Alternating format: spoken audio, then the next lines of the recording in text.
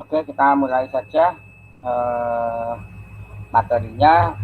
Sebelum kita mulai, ini saya akan selfie dulu untuk bukti kehadiran ya.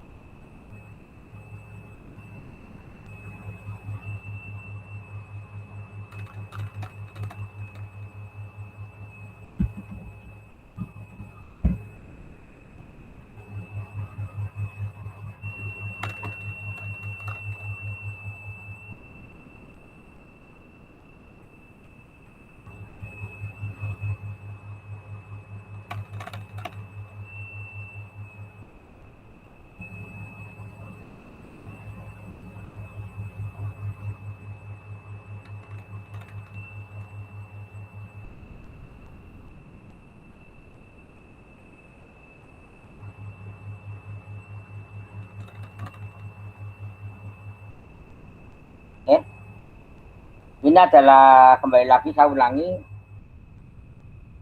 Harusnya kemarin saya masuk slide 16, tapi saya mundur sedikit. Saya pilih slide 12 ya. Jadi sekali lagi riset itu ada tiga bidang ya, ada 3 domain. Pertama jelas materinya. Jadi kalau Anda bermain skripsi, riset skripsi gitu ya, di skripsi itu kan mandiri ya, suatu karya mandiri gitu, maka itu ada materi ya, ada bidangnya adalah bidang materi. Jadi apa yang Anda oprek, materi apa yang akan Anda teliti ya itu. Lalu Anda juga harus terampil untuk menulis ya. Menulis ini berarti termasuk dalam publikasi. Jadi menulis ke dalam jurnal, menulis dalam laporan skripsi gitu. Menulis dalam laporan skripsi itu menggunakan bahasa Indonesia yang baku gitu ya. Jadi seperti itu. Terus riset yang benar itu ya termasuk skripsi juga.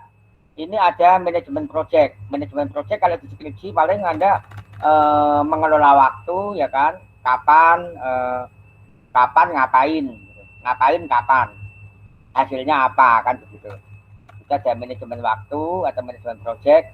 Terus biaya ya, kalau biaya itu mungkin dari pribadi ya, misalnya Anda dikasih orang tua Anda 1 juta untuk mendukung skripsi, maka 1 juta ini buat belanja apa saja gitu ya.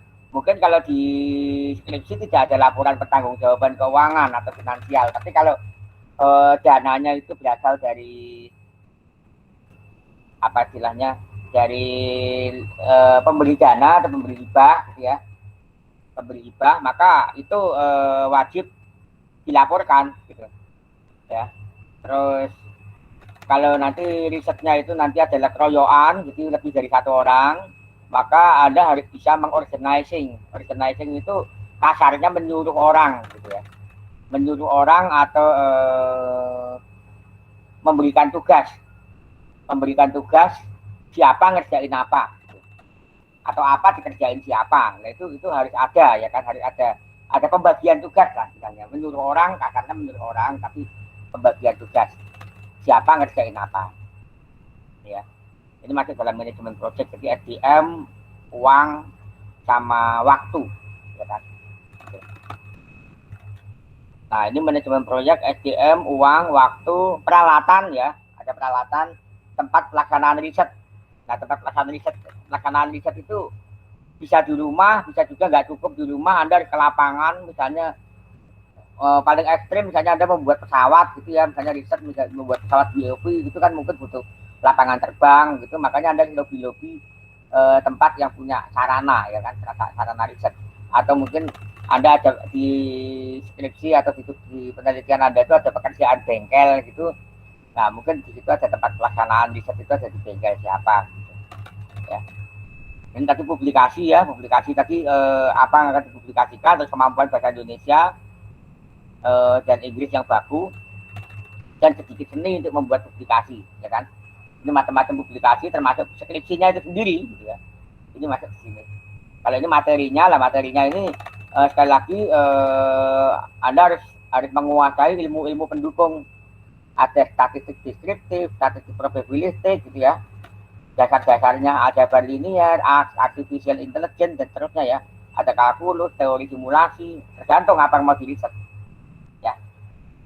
Lalu psikologi, mungkin juga ada untuk psikologi. Kalau misalnya ada berkaitan dengan misalnya perilaku orang terhadap sistem informasi ini, gitu, sistem informasi X, gitu. Maka di situ ada apa istilahnya, studi apakah interface ini sudah pas untuk dipahami gitu. Interface itu penting ya. Anda tahu MS Word itu kayak gitu, ya kan? MS Word itu cukup dikenal sama orang. Sampai akhirnya software house pembuat tiruan MS Word pun tampilannya dibuat sesama mungkin dengan MS Word. Ya, kenapa? Supaya pengguna itu adaptasinya itu mudah, ya kan? Kan ada apa misalnya Star Office, terus apa gitu ya, Open Office gitu ya. Kalau salah Open Office ya, itu kan MS Word-nya dibuat mirip, ya. MS Word, Excel gitu. Nah itu salah satu tujuan kenapa kok dibuat mirip, karena orang lebih paham dengan interface sistem yang sebelumnya. Bahkan Linux pun untuk GUI-nya, grafikalnya itu lebih mirip dengan Microsoft Windows misalkan gitu. Ya. Jadi kalau kita pengen software kita itu mau apa istilahnya, mau sukses, maka kita nggak sulit untuk kita itu melakukan perubahan besar-besaran dari interface. Ya. Salah-salah malah software kita nggak laku karena tidak mudah dipahami oleh orang. Karena orang sudah apa ya, sudah terbiasa dengan interface, dengan tampilan layar sebelumnya gitu. Ya kan? Seperti itu. Itu psikologi, masuk dalam ranah psikologi. Lalu penelitian yang baik menghasilkan produk baru atau inovasi baru yang dapat digunakan industri. Lalu paten. Lalu yang ketiga itu adalah publikasi jurnal nasional dan internasional, ya. Ini. Dan tentu juga selain jurnal ini juga laporan akhir, itu berupa skripsi misalkan gitu. Ya, kira-kira seperti itu. Nah, di dalam skripsi atau dalam penelitian, ini harus ada salah satu, minimal salah satu. Kalau di S1 itu cukup originalitas. Syukur-syukur originalitas sama kontribusi. Novelty ini sesuatu yang sulit ya. Novelty itu keterbaruan, jadi Anda menemukan rumus tertentu gitu ya. Nah, itu baru dikatakan novelty. Biasanya S3, tapi tidak seluruh S3 itu menemukan novelty. Saya dulu S3-nya nggak pakai novelty. Jadi cuma originalitas sama kontribusi. Ya, seperti itu. Originalitas itu keaslian ide Anda. Jadi ide Anda itu harus asli. Misalkan Anda ingin membuat mesin penyiram tanaman, misalkan gitu dengan IoT ya, riset IoT, mesin penyiram tanaman. Nah, yang orang lain makanya apa, alatnya, gitu metodenya, tapi Anda dengan metode yang sedikit berbeda, misalkan begitu. Ya. Nah, itu adalah originalitas di dalam penelitian. Alasannya apa kok metodenya berbeda? Nah, di situ ada Anda harus sebutkan alasannya. Terus ini kontribusinya adalah sumbangsi. Sumbangsi itu adalah sumbangsi bagi pengetahuan, sumbangsi metode. Jadi di sini originalitasnya adalah originalitas apa ya? Originalitas pemikiran ya, originalitas pemikiran. Terus kalau yang ini adalah kontribusi, itu adalah sumbangsi metode. Jadi penelitian Anda ini misalnya menggunakan penyiram tanaman ini ada loh proses sortingnya. Gitu. Proses sortingnya itu adalah proses sorting untuk tanaman mana yang butuh disiram lebih dahulu, gitu misalnya.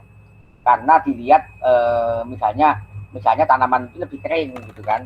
Nah itu nanti ada kontribusi bagi pengetahuan bahwa program sorting itu bisa digunakan untuk menyiram tanaman, misalkan begitu intinya.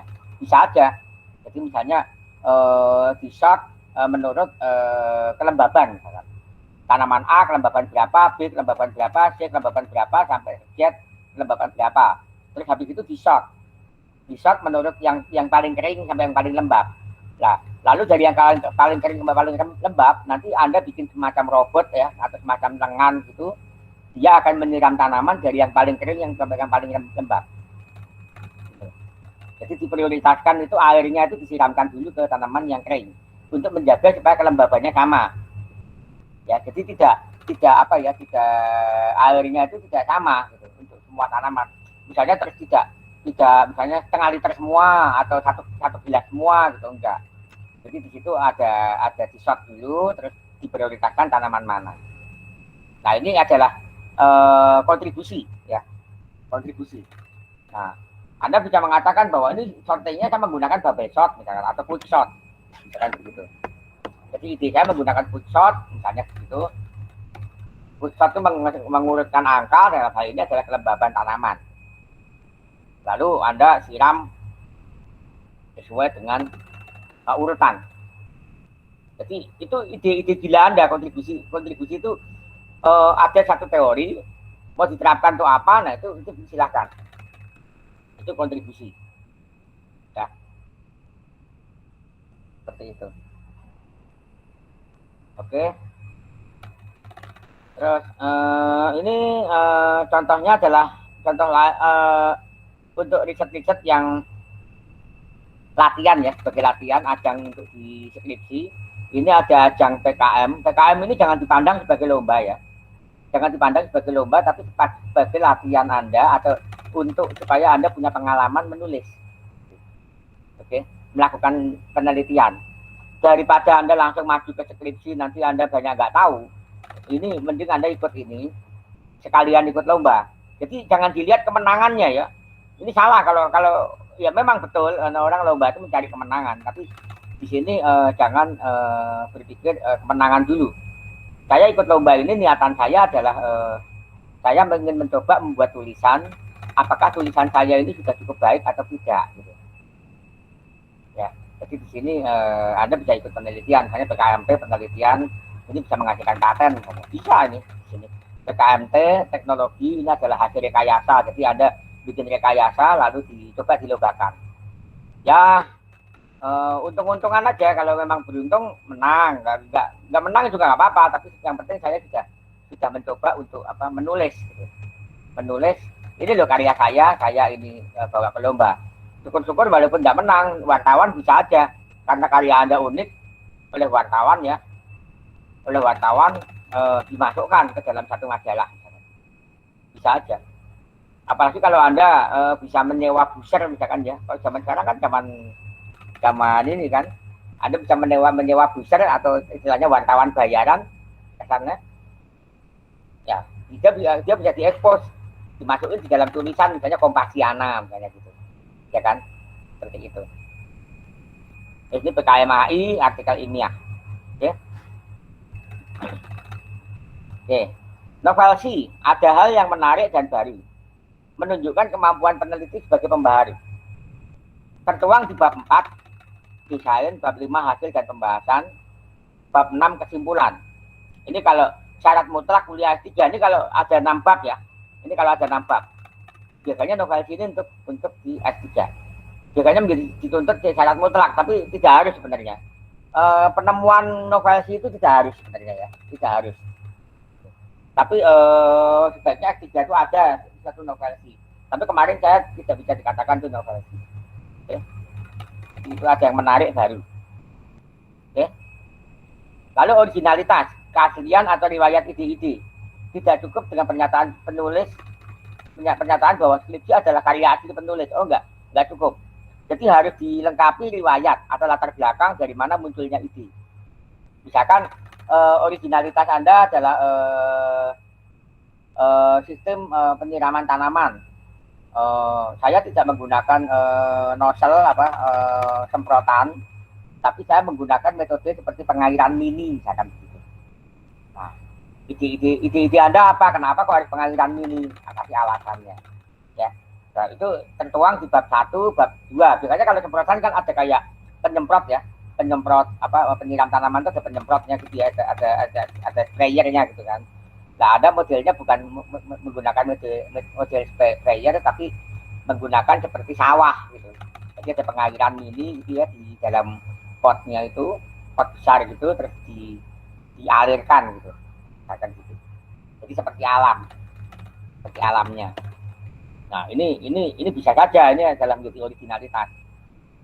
Nah, nanti tinggal Anda sebutkan apa alasannya. Oh, alasan saya ini bisa ditaruh di dalam taman yang ini pengaliran, tapi kalau di orang lihat seolah-olah ini alami. Padahal ini sebenarnya pengaliran, penyiraman tanaman. Jadi mungkin Anda ingin menyembunyikan kalau pakai semprotan itu kan kelihatan kaku. Jadi Anda ingin seni, mencampurkan antara seni dan teknologi. Bisa saja. Lalu kontribusi sumbangsi buat ilmu pengetahuan, sumbangsi bagi masyarakat atau terapan syarat S1. Tertuang di bab 1 manfaat hasil penelitian, ya. Jadi kontribusi itu adalah manfaat hasil penelitian. Bermanfaat bagi siapa gitu. Ya. Gitu. Yang sebaiknya syukur-syukur kalau S1 Anda ada sumbangsinya bagi pengetahuan apa. Misalnya, saya menerapkan sorting, algoritma sorting tadi untuk mengurutkan tanaman mana yang paling urgen untuk disiram duluan misalkan. Ya, itu ada satu kontribusi kan, bahwa ini algoritma sorting ini bisa loh digunakan begini. Nah, ini ada satu pemikiran baru ya. Terus berpikir logis.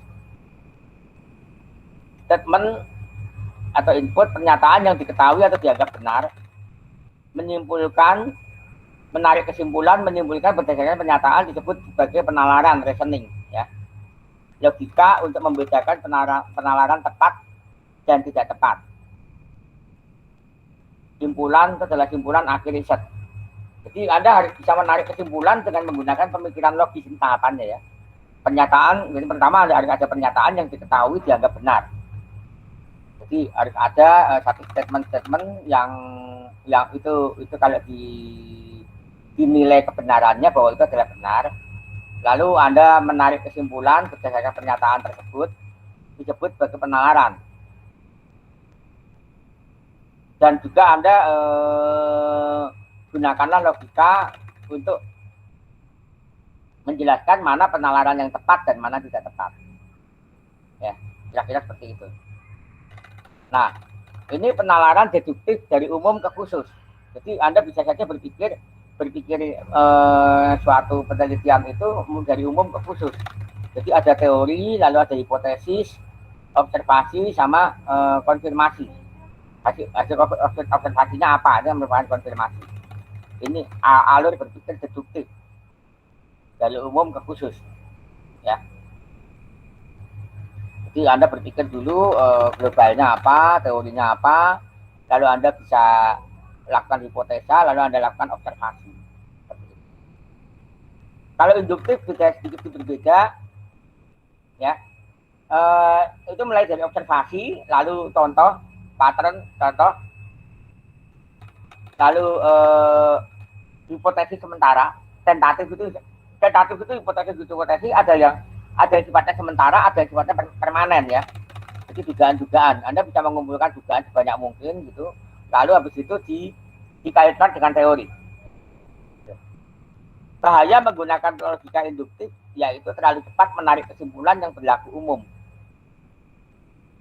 Sementara jumlah kasus yang digunakan dalam premis kurang memadai dan premis yang digunakan kurang memenuhi kaidah-kaidah keilmiahan. Jadi contohnya begini, apa ya contohnya ya, misalkan Anda punya data cuma 5 dari foto mengenai kanker gitu ya, kanker kulit gitu. Lalu dari data yang cuma 5 foto tadi, Anda menganggap bahwa software Anda itu, jaringan saraf tiruan Anda ini sudah akurat gitu. Padahal datanya cuma sedikit. Nah, ini berbahaya. Kan berpikirnya kan dari khusus ke umum. Kalau Anda menyatakan bahwa Anda akurat, jaringan saraf tiruan Anda sudah akurat dengan menggunakan 5 pembelajaran 5 sampel. Bagaimana nanti kalau muncul sampel yang ke-6 dan ke-7? Padahal Anda baru punya 5 sampel. Apakah ini bisa dipertanggungjawabkan gitu ya? Nah, seperti itu. Paham ya? Jadi hati-hati dalam penalaran induktif khusus ke umum. Anda harus yakin dulu, pastikan dulu yang Anda syarat-syarat dari khusus ke umum ini terpenuhi.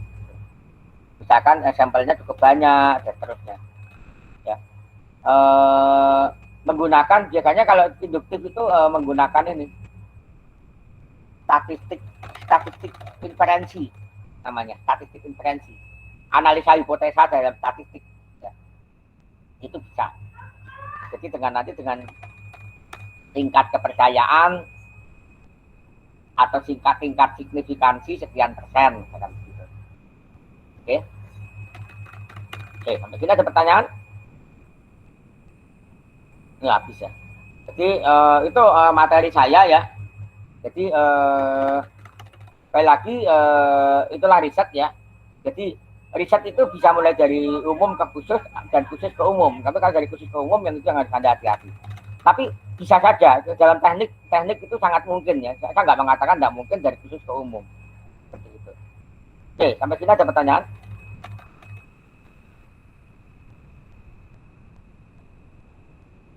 Atau ada yang punya ide penelitian apa, silakan aja kalau mau dikonsultasikan.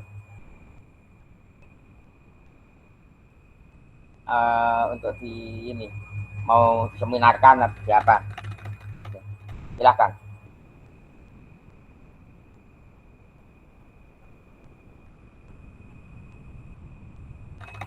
Ada?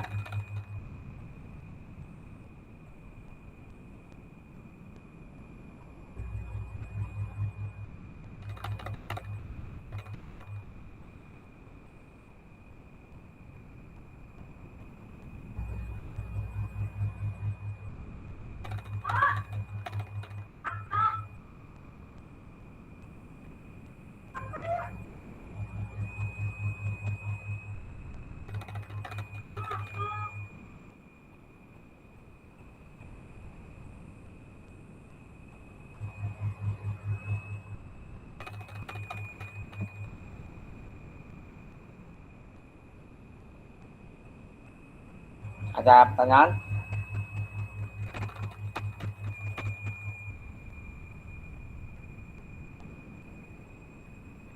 Belum, Pak. Ya, yang lainnya?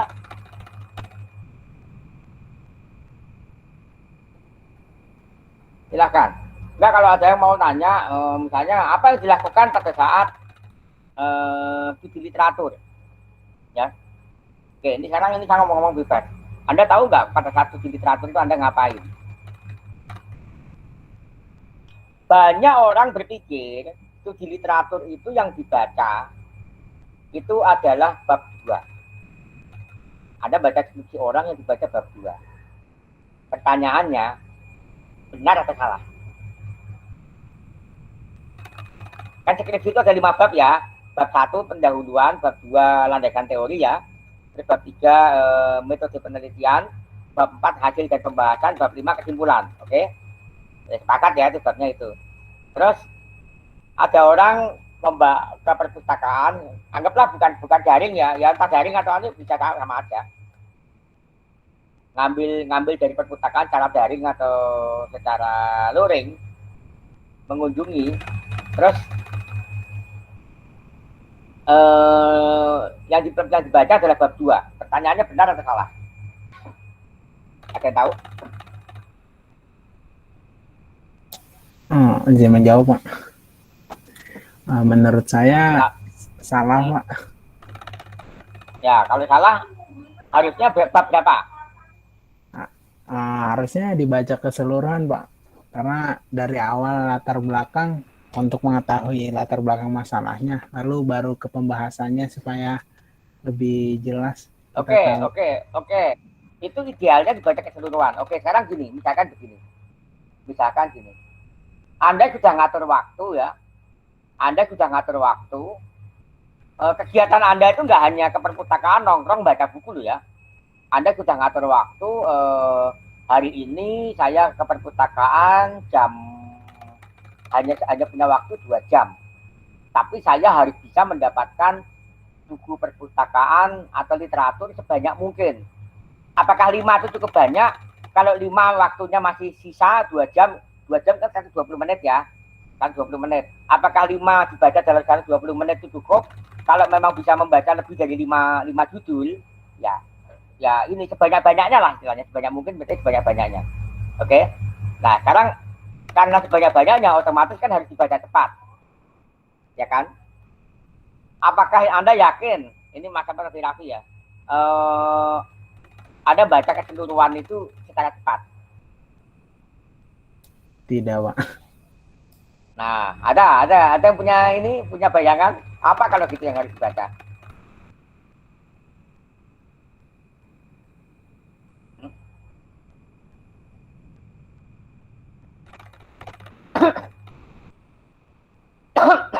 Di dalam penelitiannya mungkin.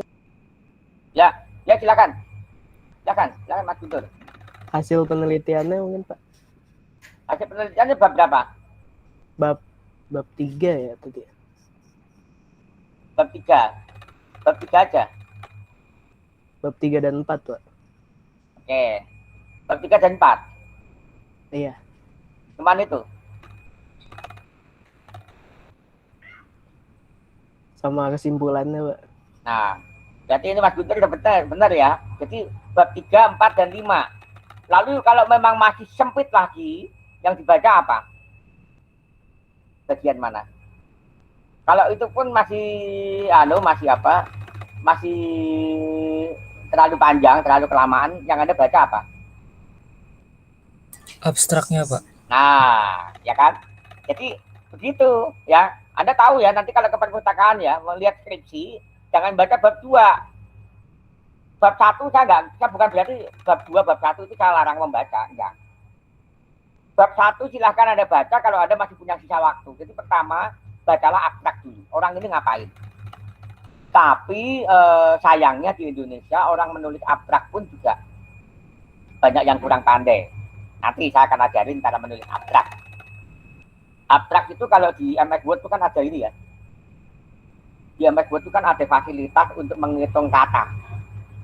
Ya toh. Kalau Anda blok satu teks, maka MS Word itu akan bisa menghitung kata dalam satu paragraf itu ada berapa kata gitu ya. Nah, abstrak itu kalau nggak salah ingat itu 200 kata, sekitar 200 kata. Namanya juga abstrak berarti harus ringkasan toh. Ringkasan. Ya. Panjangnya cuma 200 kata, nggak lebih misalnya gitu. Atau 250 kata. Tapi di abstrak itu sudah menceritakan keseluruhan skripsi gitu loh. Atau karya penelitian. Paham ya? Nah, itu harus pinter-pinternya orang nulis abstrak. Kalau Anda membaca abstrak Anda bingung, nggak punya gambaran, maka yang Anda baca selanjutnya adalah bab 3. Apa orang ini ngusulin apa sih sebenarnya gitu. Kita nggak peduli dengan latar belakangnya, nggak peduli dulu. Oh, latar belakang orang ini gini gitu. Kok ini bisa keluar skripsi ini ngusulin apa sih orang ini gitu loh. Ya kan? Yang penting kan itu dulu. Bab 3, metodenya bagaimana? Bab 4. Caranya bagaimana? Hasilnya bagaimana? Metodenya kayak apa? Bab 3, hasilnya bagaimana? Pembahasannya bagaimana? Bab 4. Terus hasilnya bagaimana? Hasil akhir, kesimpulannya. Bab 5. Ya. Itu. Anggap kalau Anda membaca satu skripsi, Anda butuh waktu, katakanlah kalau Anda jagoan baca cepat gitu ya, 45 menit. Dengan cara ini mungkin Anda cukup 10 menit, 15 menit baca. Jadi 10 menit, 15 menit itu Anda sudah tahu, oh orang ini cerita ini. Paham ya? Seperti itu. Nah, itu akan menghemat waktu Anda di perpustakaan. Dengan menghemat waktu Anda di satu judul, maka otomatis masih punya slot waktu bisa membaca, bisa memaksimalkan dalam 2 jam, katakan ketika 2 jam ya, Anda punya slot waktu 2 jam, karena masih ada kebutuhan lain, keperluan lain, masih misalnya ngurusin administrasi atau apa untuk riset, maka Anda hanya punya waktu 120 menit, nah 120 menit itu Anda bisa maksimalkan. Anggaplah misalnya 15 menit itu bisa satu skripsi. Kalau 15 menit satu skripsi, 120 menit berarti ada berapa? 8 skripsi ya. 8 skripsi. Gitu. Bisa saja mungkin lebih dari 8. Ya kan? Kalau memang materinya sudah Anda kuasai. Dasar teorinya. Dasar teorinya sudah dikuasai, maka Anda baca bab 4 aja udah kebayang. Oh, ini menceritakan gini. Akhirnya menghemat kan? Lebih menghemat lagi. Anda punya waktu 15 menit, masih dipersingkat lagi bisa menjadi 5 menit. Gitu. 5 menit atau 7 menit taruhnya gitu. Ya. Jadi kira-kira seperti itu. Oke, itu namanya skimming. Saya tunjukkan di sini tulisannya membaca cepat. Kemudian saya nggak salah nulis ya di sini di chat ya. Skimming itu artinya membaca cepat. Bahasa Inggrisnya membaca cepat. Nah, kalau Anda mau belajar cara ini, coba pelajari namanya bagian dari TOEFL. TOEFL itu nggak ada ya anunya ya. TOEFL itu ada tambahannya. Namanya academic writing. Cari buku mengenai academic writing. Ini adalah teknik untuk menulis karya ilmiah. Menulis dan membaca karya ilmiah. Academic writing. Ya. Seperti itu. Oke, ada pertanyaan?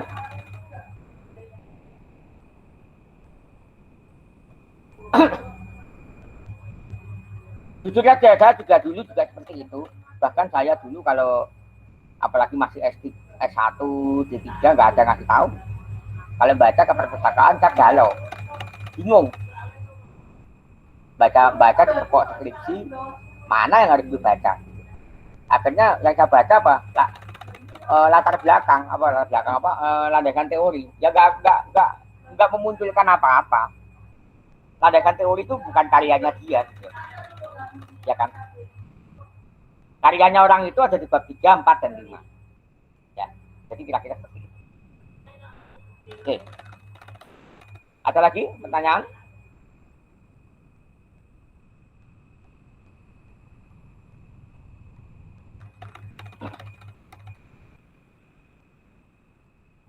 Ada pertanyaan?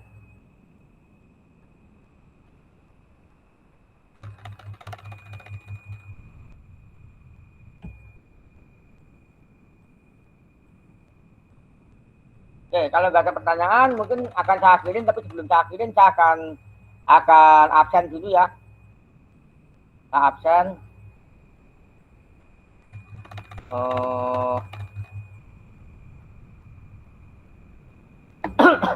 Yang saya panggil, silahkan menyaut ya. Salsabila Oktaviani. Hadir, Pak. Oke. Muhammad Ronald. Hadir, Pak. Muhammad Fadilah. Hadir, Pak. Marcella. Marcella Kenapa? Sakit? sudah pindah. Sudah pindah. Hah? Sudah pindah. Ya. Oh, sudah pindah ya. Oke. Muhammad Fandika. Hadir, Pak. Oke. Febriani Jati Nawang. Hadir, Pak. Jihan Kamilah. Hadir, Pak.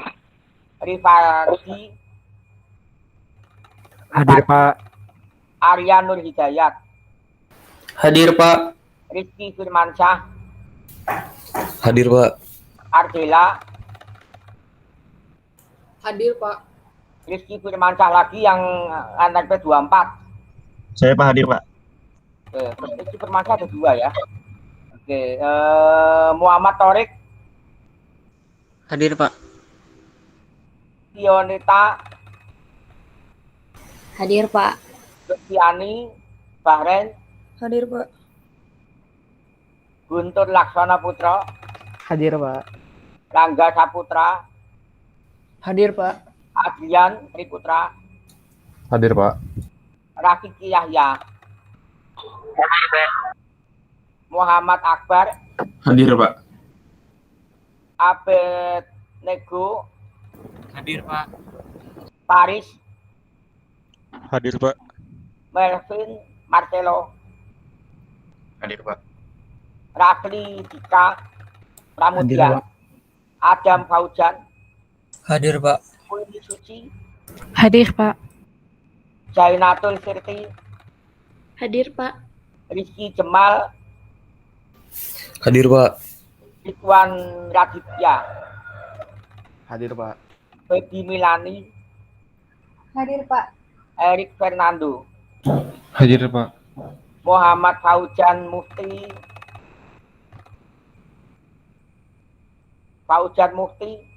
Muhammad. Baca. Yuda Haryo Putranto. Hadir, Pak. Ivanka Larasati. Hadir, Pak. Ada. Muhammad Al-Faiz Surya. Hadir, Pak. Marwahal Hagai. Ada. Kurniawan Daniel. Ada, Pak. Hadir. Muhammad Al-Faja Atarik. Hadir, Pak. Nafi Dimas. Hadir, Pak. Diaksa. Kordan Aksa. Hadir, Pak. Nur Afifah. Hadir, Pak. Lesti Aprilia. Hadir, Pak. Fernanda Andika Putra. Hadir, Pak. Bani Eka. Hadir, Pak. Anissa Revalinda Putri. Hadir, Pak. Muhammad Faujan Mufti Dana. Hadir, Pak. Mohon maaf, Pak. Tadi ada gangguan jaringan. Oke. Berarti hadir semua ya. Cuman tinggal satu yang ini tadi ya, yang pindah ya, namanya siapa tadi ini? Marcella ya. Oke, ada pertanyaan? Masih ada pertanyaan? Kalau nggak ada pertanyaan, saya akhirin ya. Itu perkuliahan kita hari ini. Minggu depan kita bahas ke satu slide yang baru. Ini satu slide ini memang kita bagi 2. Ya, untuk 2 pertemuan. Minggu depan kita masuk ke slide yang baru. Oke, terima kasih. Wassalamualaikum warahmatullahi wabarakatuh. Waalaikumsalam warahmatullahi Waalaikumsalam warahmatullahi wabarakatuh. Terima kasih, Pak. Terima kasih, Pak. Yo. Terima kasih, Pak. Yo.